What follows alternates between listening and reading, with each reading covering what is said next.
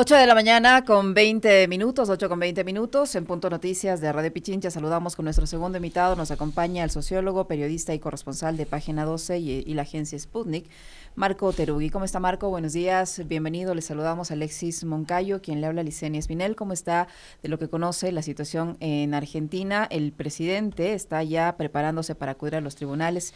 Enfrenta su primera denuncia penal por la presunta estafa con criptomonedas que ha causado sin duda una conmoción en Argentina. ¿Cómo está el momento la situación allá? ¿Qué es lo que se conoce? ¿Cómo ha tomado la gente esta estafa masiva, esta pérdida de capitales impresionante que se ha producido no solo en Argentina, en varios puntos del mundo? Y cuál es la situación del presidente ahora mismo allá, del presidente Milei? Buenos días, bienvenido. ¿Qué tal? Muy buenos días. Bueno, en primer lugar diría que ya pasaron más de 72 horas y todavía la crisis no se ha detenido. El día lunes en la noche fue la primera entrevista que dio el presidente, que era una entrevista justamente para hacer un control de daño o construir una explicación acerca de lo que pasó, porque recordemos que el viernes a la noche Milei promocionó una criptomoneda, o mejor dicho, un meme coin, que resultó ser una estafa, porque su capital estaba concentrado en 5 billeteras virtuales. Con la palabra de Milei, las acciones subieron muy fuertemente y cuando estaban muy arriba esas billeteras se retiraron, generaron una ganancia de 100 millones de dólares y quienes habían invertido perdieron. Por lo tanto, se acusa a Milei de estafa o de haber sido estafado, es lo que algunos de sus seguidores venían diciendo. Bueno, el lunes a la noche dijo, yo en realidad no fui estafado ni estafé, simplemente fui un entusiasta y promocioné algo que no conocía muy bien. Una explicación que no tiene, la verdad, solidez y creo que muy poca gente realmente creyó en esa estructura argumentativa, pero además quedó un escándalo terminada la entrevista porque se reveló que la entrevista no solamente había sido pregrabada, lo cual se sabe, sino que además en medio de la entrevista pregrabada fue cortada, volvieron a hacer las preguntas, es decir, fue toda una puesta en escena para intentar, yo diría, contener lo que es la principal crisis del gobierno de Milei desde que asumió la presidencia. Una crisis que nació por obra y error suya exclusivamente o del círculo muy pequeño que es el que rodea a Javier Milei, como por ejemplo su hermana Karina Milei. Ujú. Hola Marco, qué gusto saludarte, buenos días. Eh, Hay, entiendo, también ya una denuncia presentada ante el Departamento de Justicia de los Estados Unidos. Esto en la sociedad argentina, ¿cuánto ha sacudido más allá de cómo pretendió ayer minimizarlo Milei en la entrevista diciendo que no fueron 44.000 los estafados, que fueron solo 5.000? Creo que si hubieran sido 100 ya habría sido suficiente, ¿no? Pero ¿cómo ha impactado esto en la sociedad argentina en donde Milei todavía tenía cierto nivel de credibilidad? Creo que es el primer hecho que efectivamente impacta sobre parte de sus seguidores, que se vieron, yo diría, defraudados. Uh-huh. Recordemos que Milei se presenta no desde que es presidente, sino desde antes como una suerte de experto o genio de la economía y la finanza, Uh-huh. y siempre su pacto con su electorado fue, bueno, yo vine acá a resolver la economía y de hecho lo principal que voy a hacer es bajar la inflación.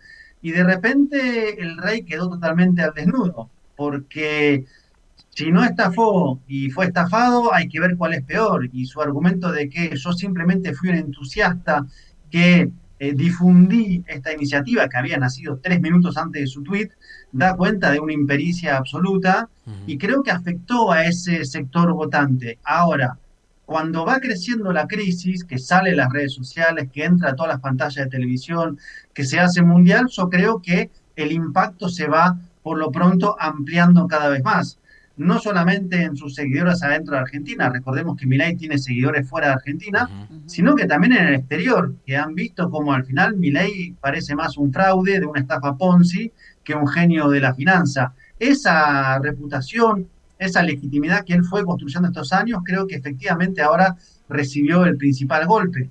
Y hay que ver, por ejemplo, lo que dice la agencia Bloomberg, ¿no? Que dice que golpeó fuertemente su credibilidad, Uh-huh. porque además como bien dice la ortodoxia económica, si las inversiones dependen exclusivamente de la confianza, bueno, lo que hizo Milei fue evidentemente tirar esa confianza por la borda. Ujú. ¿Se puede medir la magnitud del daño para los argentinos específicamente que decidieron seguir al entusiasta presidente e invertir en este tipo de criptomonedas, por un lado, y por otro, usted mencionaba una entrevista para control de daños, pero lo que se vio es a un presidente con una entrevista pactada, con preguntas ya planificadas, incursionando en medio de la entrevista al, me parece que su ministro de Economía, Luis diciéndole que no diga mayor cosa porque eso le puede traer luego complicaciones legales. ¿Logró hacer alguna contención con ese tipo de contenidos que se difundieron y que se volvieron virales en las últimas horas en Argentina, por un lado, y por otro, como le decía, ¿se puede medir la magnitud del daño para los argentinos? Bueno, respecto al daño, digamos, hay varias discusiones, ¿no? Bien mencionaban cuánta gente perdió dinero. Él dice no fueron 44.000, sino solo, no sé por qué 5.000 sería solo 5.000 personas. Pero además hay que ver de dónde son esas personas, porque hay gente que fue estafada fuera de Argentina, Claro. en Estados Unidos, por lo tanto hay una investigación en Estados Unidos y otras dentro de Argentina. Pero si se llegara a probar que quienes se enriquecieron, por ejemplo, son de su círculo cercano, bueno, se confirmaría aún más la estafa. Porque ¿en qué consiste la estafa? Se crea una criptomoneda que no tiene ningún sustento, Milei le otorga valor y respaldo diciendo inviertan acá, además no para hacer un meme coin, sino para invertir en la economía argentina. Eso genera confianza, los que están adentro del negocio invierten desde el segundo cero, tienen una ganancia altísima a medida que sube el precio de la criptomoneda y cuando ya es suficiente se retiran y se quedan. Hay gente que ganó 8 millones de dólares en el lapso de 3 horas o 4 horas aproximadamente. Si esos ganadores son parte de su riñón político, económico o cercano, bueno, se explica aún más la estafa. La pregunta hoy es quién tiene el dinero, dónde está, en qué billeteras está. Y creo que eso es parte de la investigación que se va a hacer. Y yo creo que el control de daños no está hecho. De hecho, Trump ayer tuiteó, Milei dijo, bueno, Trump me sigue respaldando, pero hay una negociación con el Fondo Monetario en curso y hay un país, una economía que la verdad no está bien, que tiene pocas inversiones, y si uno ve un presidente de esta naturaleza, capaz de hacer una estafa Ponzi un viernes de San Valentín, porque calcula que el lunes la bolsa de Estados Unidos está cerrada y le da 3 días de margen, bueno, es por lo menos poco serio venir a poner el dinero acá, que es lo que necesita Argentina, inversiones y no capitales especulativos de tipo meme coin. Marco, cuéntanos un poco también cómo está el ambiente político en la Argentina, porque hay ya pedidos de juicio político, como lo denominan los gringos del impeachment. Es el afán del peronismo justamente es llevarle a esta instancia a Milei, pero cuenta con los votos necesarios como para eso, con quién deberían hablar y en este juego, ¿qué rol tiene Mauricio Macri, el expresidente, y la gente del PRO? Sí, hay dos líneas, ¿no? Contra Javier Milei. Una por la justicia, ya hay dos demandas que se están presentando, y otra a través de una iniciativa de centralmente el peronismo en la Cámara de Diputados. Ahí necesitan 2/3 de los votos para poder hacer un juicio político. No es el primer pedido de juicio político que hay contra Milei y se ve difícil que prospere. Si bien hoy solo lo defienden sus aliados más cercanos, al menos públicamente, quienes son esta oposición dialoguista, o más bien uno diría colaboracionistas, lo critican, lo acusan, pero ya están anunciando que para juicio político no van a estar. Así que ahí yo no creo que prospere en términos de materia propiamente dicha del impeachment, pero sí del crecimiento de la presión política sobre el presidente. ¿Y en el Respecto ámbito a penal? Macri, ¿Y en el ámbito ¿cómo? penal? No, termine lo de Macri. No, sí, en términos de Macri, ahí hay una relación que viene en tensión desde hace ya varios meses, porque Macri le dio el respaldo, pero Macri a su vez se siente desplazado, y hay una estrategia de Javier Milei que yo diría hasta es lógica, que es prescindir de tanta necesidad de aliados y construir su propio partido y su propia fuerza para no depender de los acuerdos con Macri. De hecho, dentro de todas las cosas que están dando vuelta en las redes sociales en Argentina, es quien, por ejemplo, hizo el, entre comillas, error de la entrevista donde se filtró la parte en la cual cortan al entrevistado. si fue un error del editor que subió la entrevista en crudo sin darse cuenta, lo cual es muy llamativo, si fue el propio multimedia que decidió hacerle una jugada a Javier Milei porque lo dejó absolutamente descolocado a él y al, entre comillas, periodista. Pero creo que ahí hay zonas de conspiraciones y de operaciones que están moviéndose. Hay que ver, hay que aclarar. En todo caso, eso fue para mí letal, porque su control de daño resultó absolutamente dañado. ¿Cuál Macri, era la otra Macri es pregunta? accionista del grupo Clarín, Marco. Son alianzas inestables, yo Ujú. diría, ¿no? Y el canal TN, Todo Noticias, es del grupo Clarín y Macri, su canal, digamos, más directo es La Nación Más. Ahora bien, hay que ver cómo también se van midiendo las cosas. Yo creo que Milei y quien interviene en esa entrevista, que es Santiago Caputo, están muy arriba, están en una posición que se perciben a sí mismos como tan fuertes y tan invulnerables que cometen también ese tipo de errores, ¿no? A veces tal vez no haya conspiración, sino error de quien se cree que está realmente comiéndose el mundo y puede hacer una estafa tan visible y después decir, no, lo que pasa es que yo soy un entusiasta y simplemente dije a la gente, bueno, pero ¿por qué no se fijan en esto? Y además no dijo eso, subió el enlace para hacer la compra de la criptomoneda y dijo, esto no es amigos míos que están haciendo algo, dijo, es para invertir en la economía argentina. Ujú. O sea, dijo algo totalmente diferente y por eso de hecho se lo podría acusar, En porque el ámbito, presentó una ujú. cosa que no era. Marco, en el ámbito judicial, usted decía que hay dos denuncias. Una ya fue presentada por 4 dirigentes políticos este fin de semana, pero ya tiene dos y seguramente no serán las únicas. ¿Cómo está la justicia en Argentina? ¿La justicia en Argentina es independiente? ¿Hay posibilidades de que estas denuncias prosperen en el ámbito penal en Argentina en contra del mandatario? ¿El hecho de ser gobernante le da inmunidad? Habría que debatir sobre el Poder Judicial en Argentina, ¿no? Que es un Poder Judicial que hace mucho tiempo que está en la mira. Me atrevo a decir que es algo que pasa en muchos países de América Latina.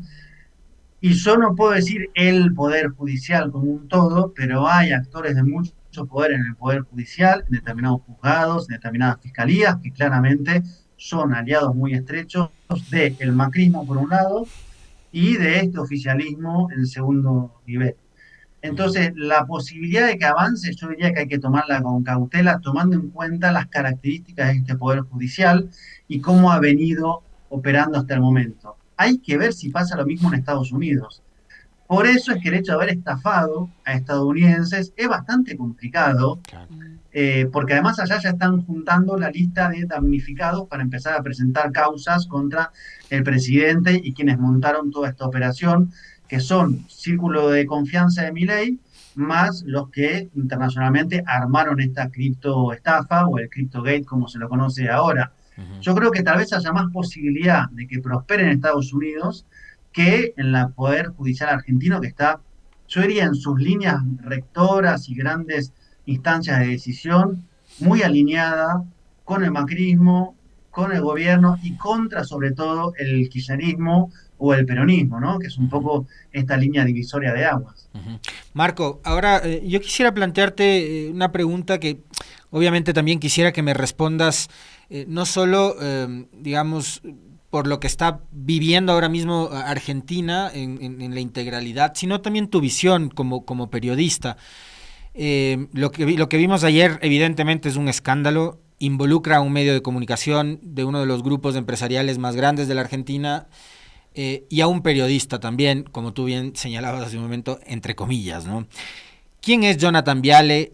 ¿Qué intereses defiende? ¿Cuál es el rol que él desempeña dentro de esta cadena, el Clarín? ¿Qué es lo que ha venido haciendo el Clarín durante esta etapa de gobierno? Si bien entendemos que fue, digamos, de los medios que más combatió a la época de los gobiernos de Néstor y de Cristina, obviamente sabemos a quién defiende, pero en la actualidad, ¿cuál es el rol que ha jugado el grupo El Clarín? ¿De dónde sale este periodista Viale? ¿Y cómo ves tú ahora mismo que queda expuesto el rol del periodismo después del escándalo de ayer en la noche?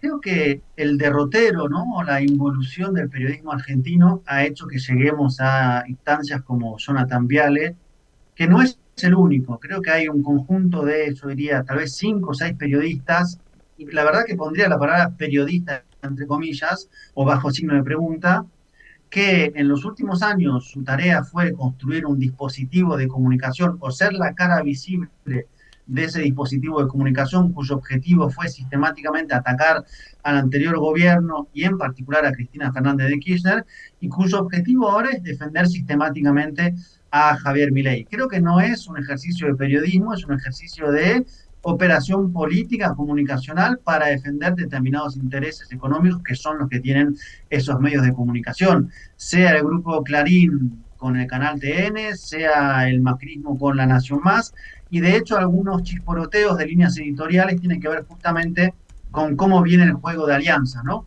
Lo que pasa es que después hay cosas que son imposibles de tapar, y creo que la criptoestafa fue tan burda, tan visible, tan sencilla de explicar, porque se parece casi a este telar de la abundancia, que es una estafa que todo el mundo conoce, que incluso algunos periodistas empezaron a decir, bueno, pero es muy difícil pensar que simplemente Milei fue engañado por otros, pero en general yo creo que tiene que ver con esta situación del periodismo, que ya para mí no es periodismo, sino que es un sistema construido para defender o para atacar, y si uno prende y mira una semana entera un canal de este tipo, lo que es un nivel de intoxicación muy profundo, de odio constante contra Cristina Fernández de Kirchner y todo lo que sea peronismo no conservador, y a su vez una defensa de lo que hoy es un ajuste y un proceso de especulación financiera, que es conocido en Argentina porque es el cuarto experimento, de recesión económica y de un modelo que está destinado, muchos creemos,